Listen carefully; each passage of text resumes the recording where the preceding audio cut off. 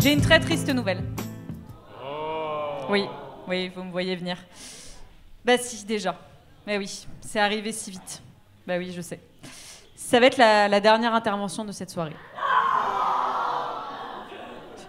Je sais, j'ai du mal à m'en remettre aussi. Mais, quand même, bonne nouvelle, on rappelle qu'il y a une table ronde après. Oui. Donc il y aura un petit entracte et ensuite la table ronde où vous aurez tous les intervenantes qui vont revenir et vous pourrez discuter avec ces personnes merveilleuses et qualitatives. Pour la dernière intervention de cette soirée, on s'est dit que plus il y a de monde et plus c'est fun. Hein. On s'est dit que ça allait être le moment de faire intervenir 3 personnes d'un coup, comme ça. Un vendredi soir comme les autres pour moi. Voilà. Il y a au moins 2 personnes qui ont pris la blague, c'est pas mal. Donc, ces 3 personnes ont écrit un livre, ce qui est déjà très stylé en soi, on va pas se mentir. Le livre, je pense qu'il y en a pas mal dans la salle qui connaissent le livre, et sinon, vous allez le connaître et vous allez avoir envie de l'acheter. Ça s'appelle Kink, Manuel de sexualité créative. Ouais. On n'a que des livres de qualité ce soir, c'est la soirée littérature kinky, j'aime beaucoup. Et donc, ces personnes vont venir interpréter une nouvelle du livre qui s'appelle L'herbier. On vous demande un tonnerre d'applaudissements pour Meta Chiteya, Axel de Sade et Stella Polaris.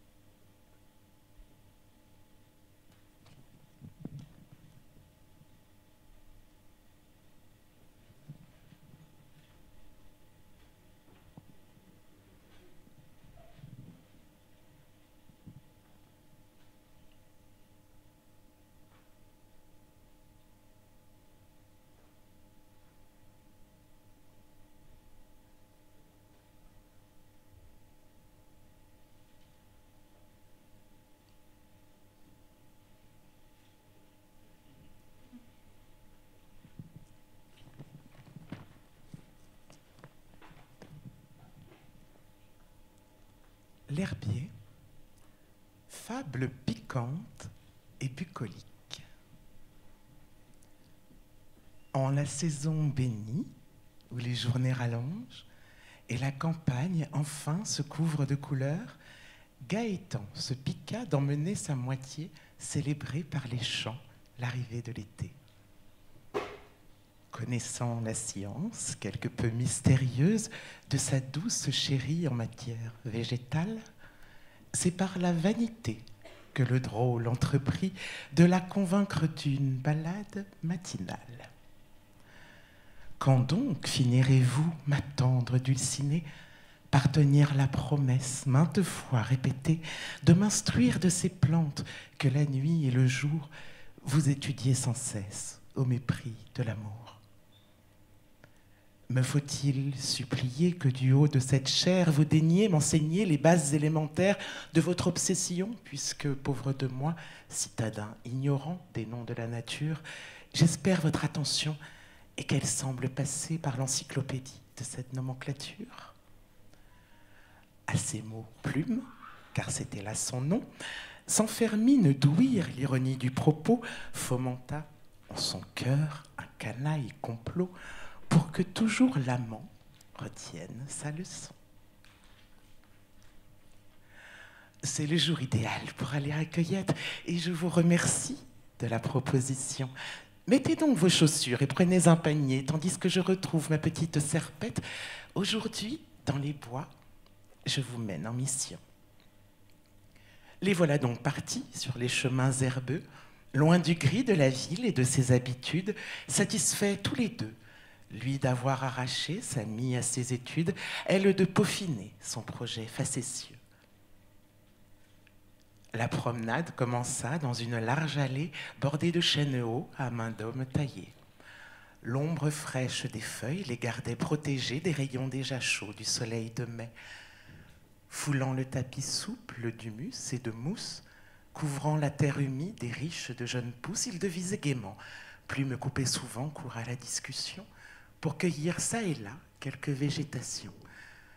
Son panier s'enrichit, au fil de la balade, de branches, fleurs et tiges, et même d'une salade.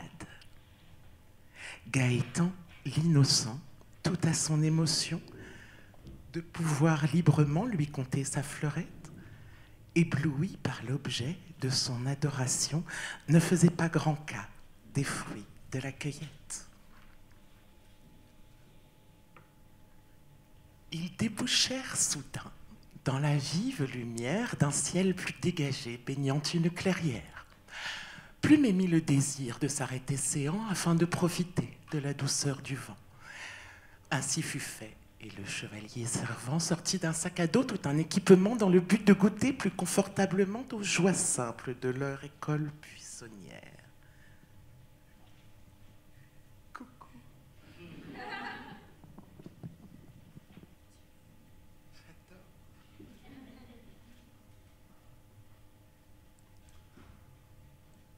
Vous réclamiez tantôt que je vous initiasse au secret de ma science et le temps est venu que je vous satisfasse. Mais j'ai quelques requêtes et quelques conditions pour que vous profitiez au mieux de la leçon. Afin de célébrer dignement notre hôtesse,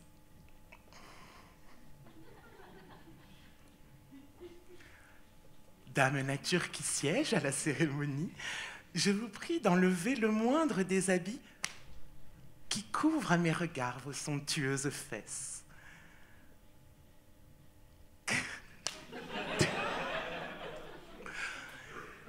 Tout habitué qu'il fût des folles fantaisies, de l'esprit débridé de sa belle maîtresse, Gaëtan se plia sans cacher sa surprise à l'exigence émise, mais non sans allégresse. Une fois nu comme un ver, il osa demander à quelle sauce printanière elle souhaitait le manger. Elle répondit mutine, « Puisque c'est de ma science que je dois vous instruire, je tiens non seulement à ce qu'elle chemine à travers le cerveau jusqu'à votre mémoire, mais aussi qu'elle imprime les marques du savoir à même votre peau et votre âme libertine. » Le gaillard, enchanté d'une telle perspective, ne se fit pas prier pour offrir à la vue de son éducatrice panorama complet de son intimité, demandant seulement que lui soit épargnée la douleur sur ses tendres parties génitrices. Acte fut pris de cette réserve à ses caprices. Puis la belle ordonna le décor du supplice. Elle plaça Gaëtan debout face au tronc lisse d'un large bouleau blanc qui bordait l'oasis. Les mains jointes bien haut, au-dessus de sa tête, puis elle disposa à ses pieds le panier contenant les divers produits de sa collecte.